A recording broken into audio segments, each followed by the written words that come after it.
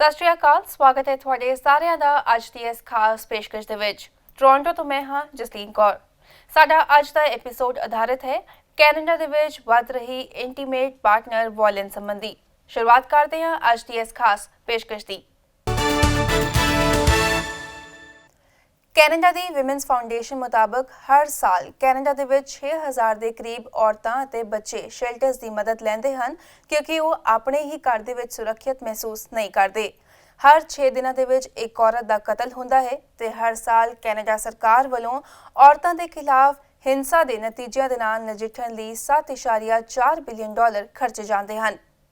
हाल ही दे विच पील regional police वालों एक स्पैशलाइज्ड intimate partner violence unit भी तैयार की गई है जो कि विक्टिम्स की मदद लई सेफ सेंटर ऑफ पील दे नाल मिल के काम करेगी।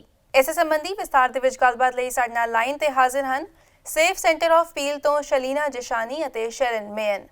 Hello to both of you, thank you so much for joining PTC Punjabi. Nice to be here.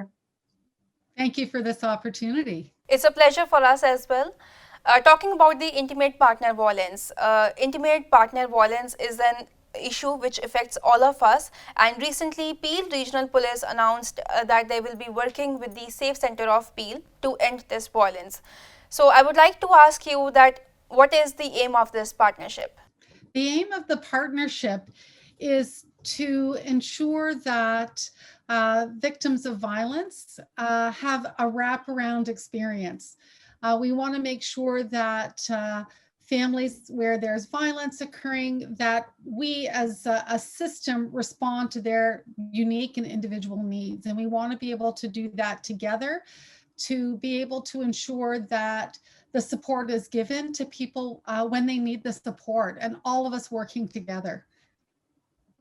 But do you think that the new intimate partner violence unit can bring the change in the services the victims are getting these days?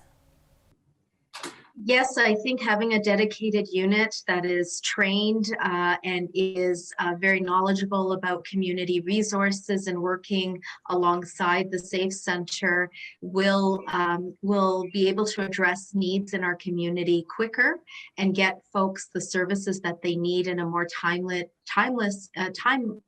way, but also in a seamless way. And that's really important, is that we're not working in silos, and that our services and our response to the issues of domestic violence in our community are seamless. We know that it takes a lot of courage for the survivors to come forward and speak about it, asking for the help. So how are you planning to make sure that the process is easier for them? It's easy for the victims to accept that they will be believed and the violence will stop and they will be safe. You're absolutely right. It takes a lot of courage for anyone to come forward and to share what's happening in their relationship, in their family. And it has tremendous impact, not only on them, but their family members, their children, and their community.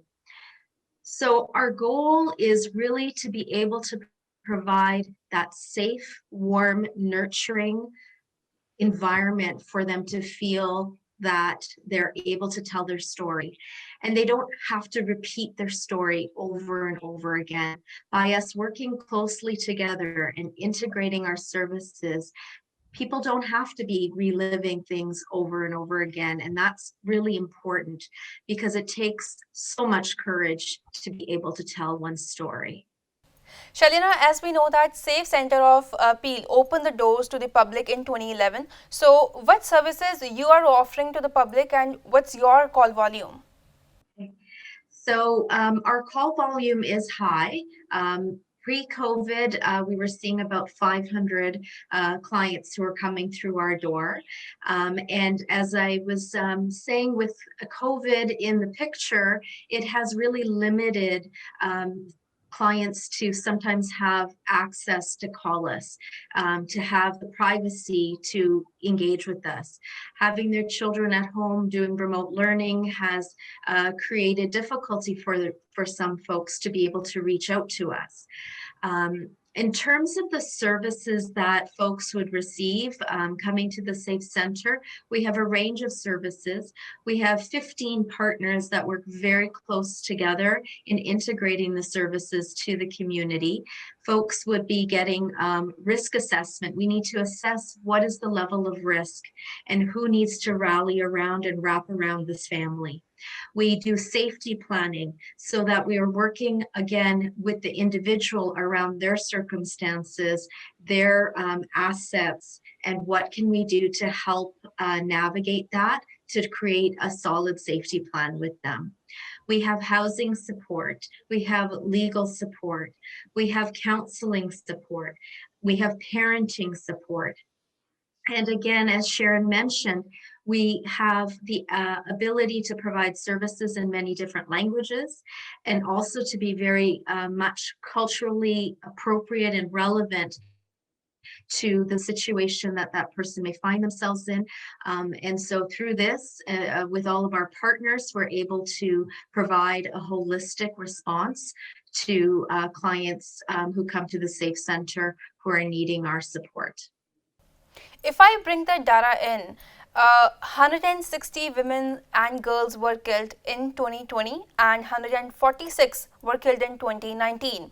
Recently, Stats Canada also reported that 25% of the police reported violent crimes are related to intimate partner violence. Yes, yeah, that's alarming. It's alarming in our community. And one of the things that we've talked with one another about in our community and engaging with city councillors and regional councillors is the importance that we come together as a whole community to raise the profile that this is an issue for us in Peel Region. And we have something referred to as our community safety and well-being plan. And we've identified that dealing with family violence, dealing with intimate partner violence has to be our priority, that we all have to come together to begin to talk about what's happening in our families and our communities. I think there's so much shame, I think sometimes that we that victims and families experience around this issue.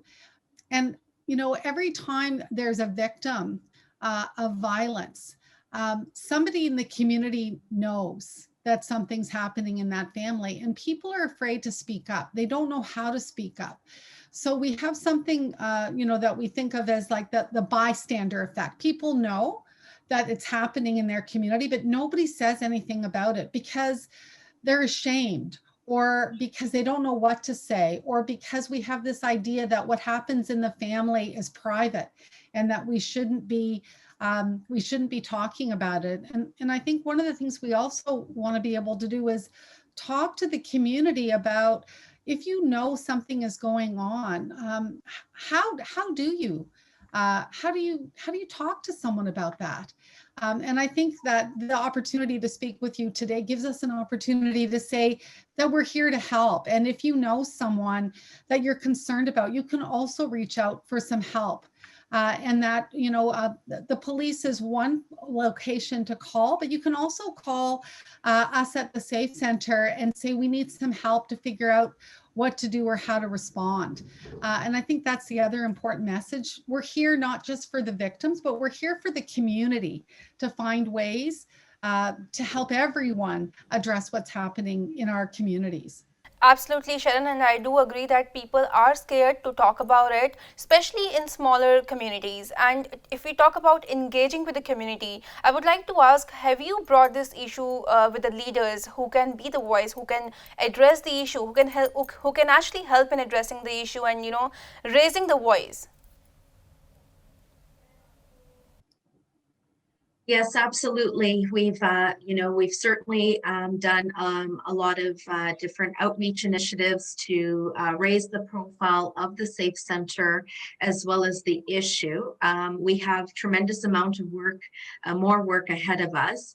And, as Sharon said, these opportunities really help raise the awareness of the issue, but it also starts conversation in families.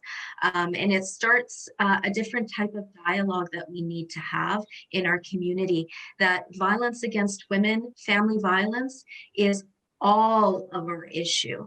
And as a community, we need to be able to respond, address, and support, because these are our children who are being exposed. These are our children who are being impacted. This is our community. It isn't the neighbor down the street.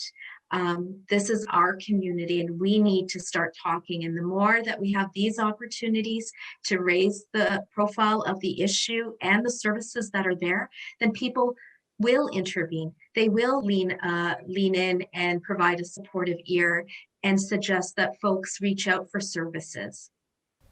Coming to the justice system related to this, so do you think our justice system often fails to offer the adequate support where the victim is the only witness, especially in domestic or sexual assault cases?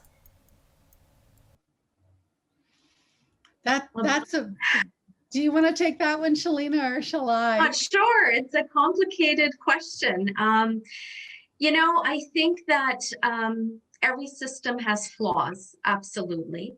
And I think every system is trying to the best of its ability with really great intentions to support the community's safety. I think that what we have seen through the Safe Center, and the Safe Center is based on family justice center models that started in the US in the early 2000s and have opened up globally.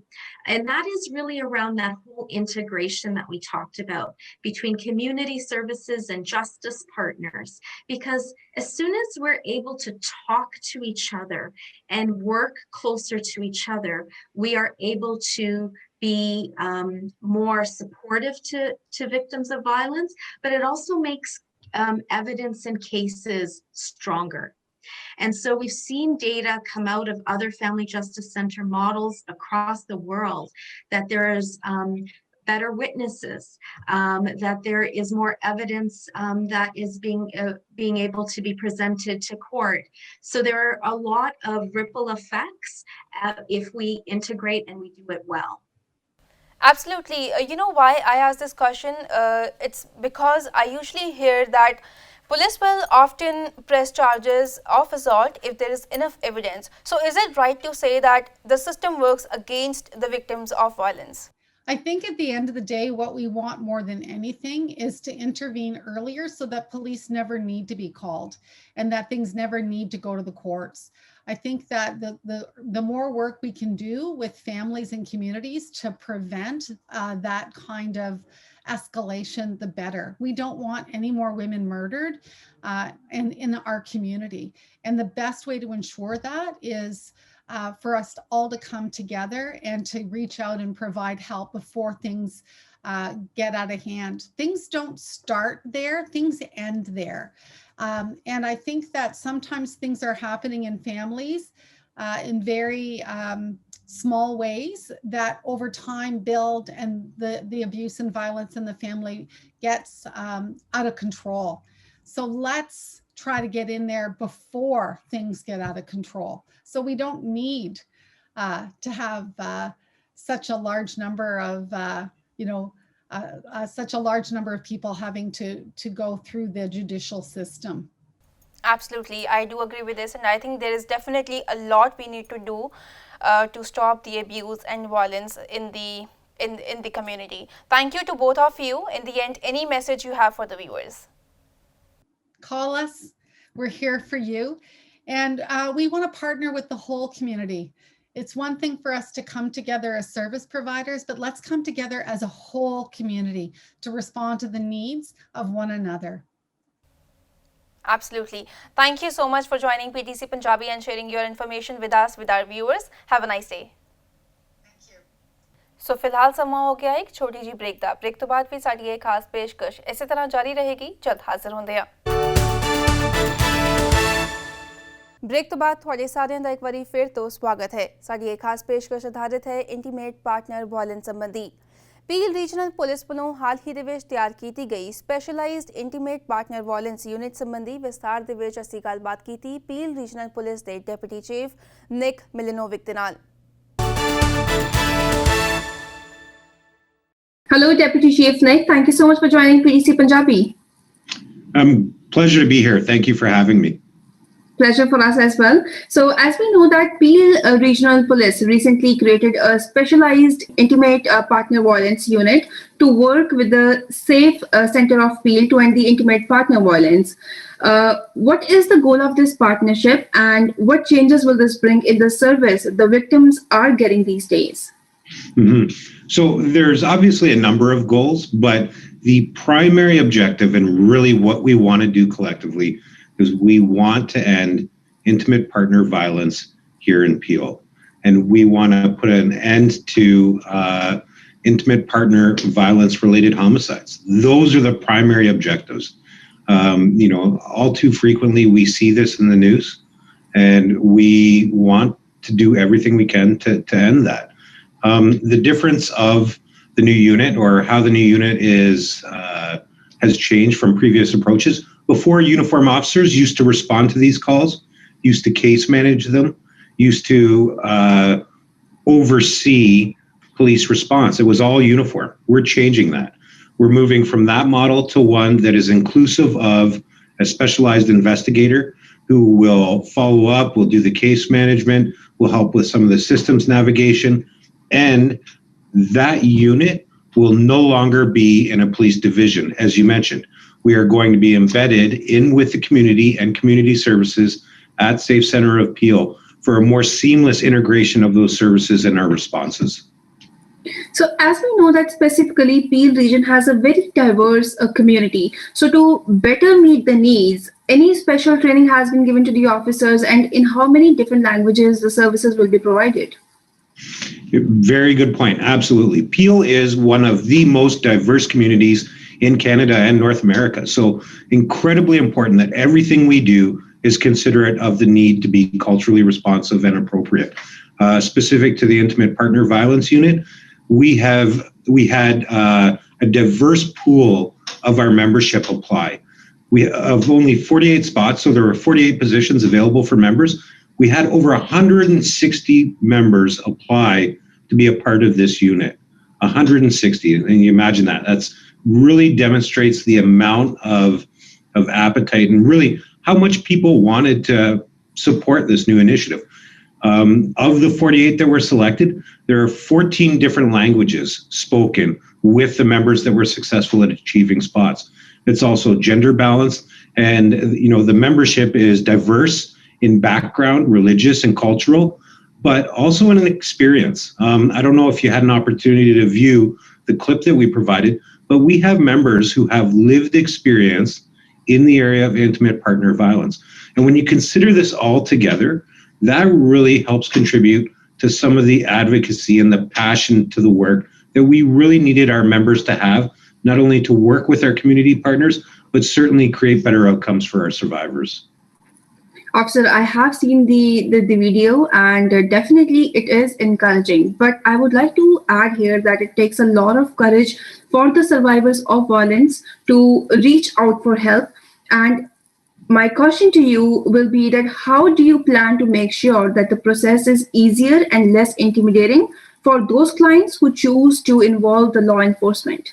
Mm-hmm. And so this is one step to help make it less intimidating. People will be able to make reports without going to a police station. That's an incredibly important step. When we've spoken to community members and survivors, we hear it can be incredibly intimidating calling the police and expecting a uniform officer to show up, or walking into a police station where you're going to have to speak to an officer in a uniform. We've removed that. So now people can make those reports through the community service providers that are at the Safe Center, but the decision to do that is theirs. They hold the autonomy to do that, and they can do that in an informed and educated way, and it's a much more comfortable environment. There aren't police cruisers there. There aren't officers walking around in uniform and things that people traditionally think of when they think of police. It is a welcoming, comfortable environment that is designed to help remove some of those barriers and certainly some of the intimidation in coming forward and helping to make a change in a survivor's life. Officer, I have also heard that our system works against the victims of violence. So often the police will press charges of assault if there is enough evidence. Is that true? Yes, there's something called a mandatory charge policy. And this is what's important. It's important we have these conversations and help share some of the information that is the reality. So if a police officer develops grounds to believe that an offense has occurred, then they're required by law to lay a charge. That's designed to remove some of the objectivity of police in that area. Now, having said that, this is also why we're partnering with other organizations. We recognize that this is a personal decision for people. Police may not be the first person or the best person that a survivor looks to in order to get themselves out of a situation. So it's important that we create other avenues and other opportunities. In November of this year, we had a promotional campaign which actually encouraged people to find support outside of policing by calling some of our regional and community service partners. There are a lot of advocates and passion in the community and people that want to help and want to provide support and education and help with some of that system navigation. And it's equally important that survivors access those supports as well. All right, Officer, coming back to the partnership with the Safe Center of Peel, how can people contact Safe Center, and is the center open during pandemic during these days? So the center is open. Certainly police will be there. They can contact them really in any way that you would any other organization. Of course, you can arrive at the front door. I believe their contact info is included in the media release. Excuse me, I don't have the number directly. But then you can also contact through the individual services that are there. And then, of course, you can always call police. So, there's a number of opportunities. It's become a lot more easy to begin to look for help. Absolutely. And I think everyone is equally responsible for this, and it's everyone's responsibility to, come forward and speak out for this. Thank you, Deputy Chief Mick, for joining us, and it was a pleasure talking to you. Please stay safe. It was a pleasure speaking with you too. Thank you for making the time. Have a nice day. Intimate partner violence ਇੱਕ ਅਜਿਹਾ ਮੁੱਦਾ ਹੈ ਜਿਸ ਨੂੰ ਸਾਡੇ ਸਾਰਿਆਂ ਨੂੰ ਮਿਲ ਕੇ ਹੱਲ ਕਰਨ ਦੀ ਲੋੜ ਹੈ। ਅਸੀਂ ਆਪਣੇ ਦਰਸ਼ਕਾਂ ਨੂੰ ਅਪੀਲ ਕਰਦੇ ਹਾਂ, ਜੇਕਰ ਤੁਸੀਂ ਆਪਣੇ ਆਸ-ਪਾਸ ਅਜਿਹਾ ਕੁਝ ਵੀ ਹੁੰਦਾ ਵੇਖਦੇ ਹੋ ਤੇ ਮਦਦ ਲਈ ਜ਼ਰੂਰ ਅੱਗੇ ਆਓ। ਸੋ ਇਹ ਸੀ ਸਾਡੀ ਅੱਜ ਦੀ ਖਾਸ ਪੇਸ਼ਕਸ਼। ਜੇ ਤੁਹਾਡਾ ਕੋਈ ਸਵਾਲ ਹੈ ਜਾਂ ਫਿਰ ਆਪਣਾ ਕੋਈ ਵਿਚਾਰ ਤੁਸੀਂ ਸਾਡੇ ਨਾਲ ਸਾਂਝਾ ਕਰਨਾ ਚਾਹੁੰਦੇ ਹੋ ਤੇ ਜ਼ਰੂਰ ਲਿਖ ਕੇ ਭੇਜੋ feedback@ptcnetwork.com ਤੇ। ਮਿਲਾਂਗੇ ਅਗਲੇ ਹਫਤੇ। ਉਦੋਂ ਤੱਕ ਲਈ ਮੈਨੂੰ ਦਿਓ ਇਜਾਜ਼ਤ ਅਤੇ ਦੇਸ਼ ਦੁਨੀਆ ਦੀਆਂ ਖਬਰਾਂ ਲਈ ਤੁਸੀਂ ਬਣੇ ਰਹੋ PTC ਨਿਊਜ਼ ਦੇ ਨਾਲ।